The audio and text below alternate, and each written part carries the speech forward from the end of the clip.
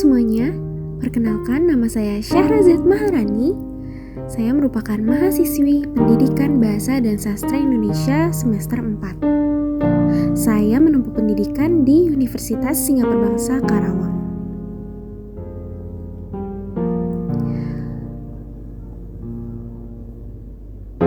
Hari ini kita akan membahas salah satu bentuk karya sastra yang indah dan menarik, yaitu puisi.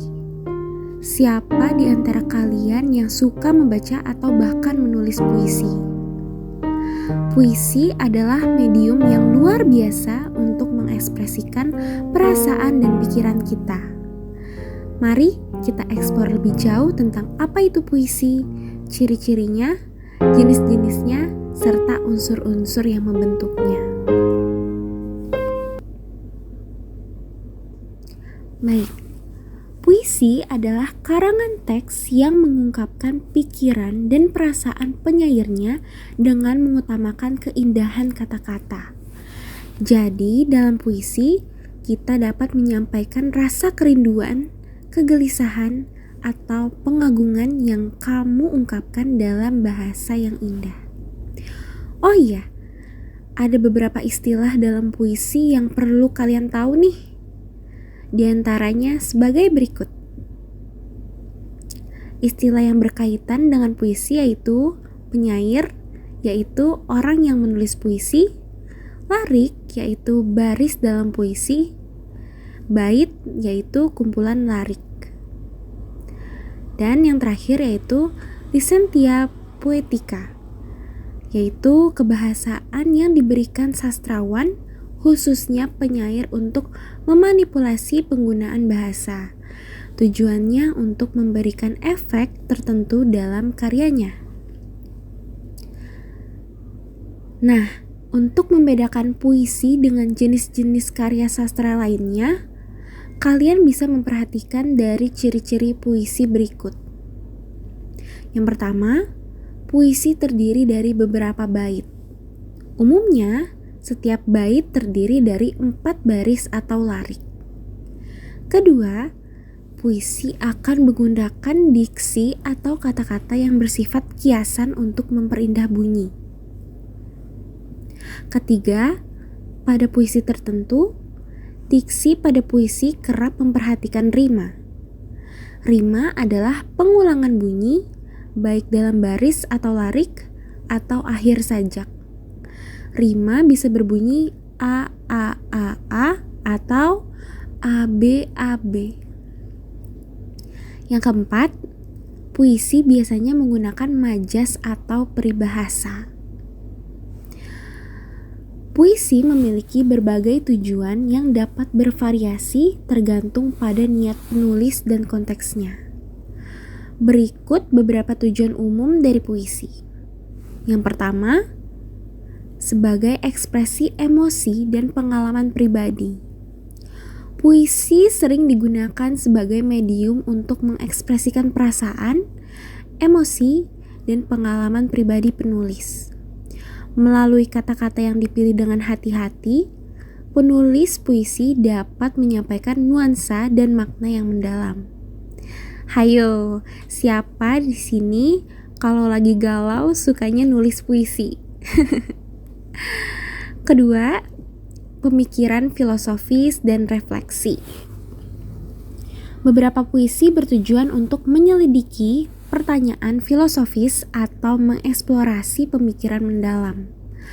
Dalam hal ini, puisi dapat menjadi wadah untuk refleksi dan pemikiran yang lebih mendalam tentang kehidupan, cinta, kehidupan manusia, dan topik filosofis lainnya. Kalau kalian suka baca puisi-puisi karya Afrizal Malna dan Subagio Sastrowardoyo, kemungkinan kalian tidak akan langsung menelan mentah-mentah isi puisi yang dibuat oleh mereka. Melainkan kalian akan merenungi dengan lebih mendalam apa yang ingin disampaikan oleh penyair tersebut, termasuk apa maksud dari puisi yang mereka buat. Ketiga, sebagai pemberian makna simbolik. Puisi seringkali memanfaatkan simbolisme untuk menyampaikan makna yang lebih mendalam dan kompleks. Puisi dapat menjadi cara untuk menggambarkan kehidupan dan konsep-konsep abstrak melalui gambaran-gambaran simbolik. Bahkan, Afrizal Malna membuat puisi digital. Wah, kayak gimana tuh? Coba kalian cari tahu sendiri ya. Yang keempat, sebagai estetika dan keindahan. Puisi seringkali mengejar keindahan estetika dalam pemilihan kata, ritme, dan pengaturan struktural. Tujuan ini adalah untuk menciptakan pengalaman membaca yang estetis dan memikat. Apalagi kalau kamu suka membaca puisi karya Sapardi Djoko Damono dan Aan Mansur. Kalian akan menemui keindahan dari setiap diksi yang mereka utarakan loh. Oke, kita lanjut nih. Sekarang kita masuk ke jenis-jenis puisi yuk. Jadi, terdapat beberapa jenis puisi berdasarkan cara penyair mengungkapkan isi atau gagasannya, yaitu puisi naratif, puisi lirik, dan puisi deskriptif. Kita bahas satu persatu ya. Yang pertama, puisi naratif. Puisi naratif adalah puisi yang mengungkapkan cerita atau penjelasan penyair. Puisi naratif terbagi menjadi dua, yaitu balada dan romansa. Wah, apa tuh bedanya? Nah, balada adalah jenis puisi yang bercerita tentang orang-orang perkasa maupun tokoh pujian. Contoh puisi balada ini pernah ditulis oleh W.S. Rendra yang berjudul Balada Orang-Orang Tercinta. Sementara itu, romansa adalah jenis puisi yang bercerita tentang kisah percintaan dan diselingi perkelahian atau petualangan. Contohnya puisi karya Sitor Situmorang yang berjudul Lagu Gadis Itali. Yang kedua, puisi lirik. Puisi lirik adalah puisi yang mengungkapkan berbagai perasaan penyairnya. Puisi lirik dibagi menjadi 3 macam, yaitu elegi, serenada, dan ode. Elegi adalah puisi yang mengungkapkan perasaan duka dari si penyairnya. Contohnya elegi Jakarta karya Asrosani. Selanjutnya, serenada adalah sajak percintaan yang dapat dinyanyikan. Nyanyian serenada ini tepat dinyanyikan pada waktu senja. Contohnya puisi Serenada Biru karya W.S. Rendra. Terakhir, ode. Ode merupakan jenis puisi yang berisi pujian yang dapat ditunjukkan untuk seseorang, suatu hal maupun suatu keadaan. Contohnya puisi yang ditulis oleh Khairil Anwar yang berjudul Diponegoro. Yang ketiga, puisi deskriptif. Puisi deskriptif adalah puisi di mana penyair bertindak sebagai pemberi kesan terhadap suatu keadaan, peristiwa, benda, maupun suasana yang menarik perhatiannya. Puisi deskriptif terbagi menjadi 2, yaitu satire dan puisi kritik sosial. Satire adalah puisi yang mengungkapkan perasaan tidak puas penyair terhadap suatu keadaan, tetapi dengan cara menyindir atau menyatakan hal yang sebaliknya. Contohnya puisi karya K.H. Mustafa Bisri yang berjudul Negeriku. Sementara itu, puisi kritik sosial juga merupakan jenis puisi yang mengungkapkan ketidakpuasan penyair terhadap suatu keadaan, tetapi dengan cara membeberkan atau menyebarkan ketidakadilan yang terjadi. Contohnya puisi yang berjudul Aku Tulis Pamflet Ini, karya W.S. Rendra. Oke. Setelah kalian memahami pengertian, ciri, dan jenis-jenis puisi, selanjutnya kita belajar cara menyampaikan suatu puisi. Teks puisi dibuat seindah mungkin. Oleh karena itu, saat membacanya pun ada beberapa teknik supaya isi puisi dapat dihayati oleh pendengar. Beberapa cara yang bisa kita lakukan untuk menyampaikan puisi, diantaranya membacakan puisi, deklamasi puisi, atau bisa juga dalam bentuk pertunjukan puisi. Lalu, bedanya apa ya? Yang pertama, membacakan puisi. Sesuai dengan namanya, membacakan puisi berarti menyampaikan puisi dengan bahasa lisan atau melalui ucapan. Saat membaca puisi, teks puisi bisa kalian bawa ke atas pentas. Yang kedua, deklamasi puisi. Deklamasi puisi adalah menyampaikan puisi secara lisan juga, namun bedanya penyampaiannya dilakukan dengan penuh penghayatan dan luapan kejiwaan. Bisa disertai dengan gerakan tangan atau kaki. Nah, saat kamu ingin mendeklamasikan puisi, kamu gak perlu membawa teks puisi, melainkan harus dihafal. Yang ketiga, pertunjukan puisi. Penyampaian puisi dalam bentuk pertunjukan dibagi menjadi musikalisasi puisi dan dramatisasi puisi. Pada musikalisasi puisi, kamu akan mengubah puisi menjadi sebuah lagu. Oleh karena itu, penyampaian puisi dan irama lagu harus memiliki keselarasan supaya lebih hikmat didengar. Di samping itu, dramatisasi puisi dilakukan dengan memperagakan atau memerankan tokoh sesuai peristiwa yang ada di dalam puisi itu sendiri. Dramatisasi puisi bisa dilakukan secara individu maupun berkelompok layaknya pementasan drama. Sampai sini, apakah kalian tertarik untuk mencoba membuat karangan puisi kalian sendiri? Supaya puisi kalian terangkai dengan indah, mari kita simak apa saja unsur-unsur pembentuk puisi. Yang pertama, majas dan irama. Teks puisi merupakan teks atau karangan yang mengungkapkan pikiran dan perasaan penyairnya dengan mengutamakan keindahan kata-kata. Teks puisi mengutamakan majas dan juga irama.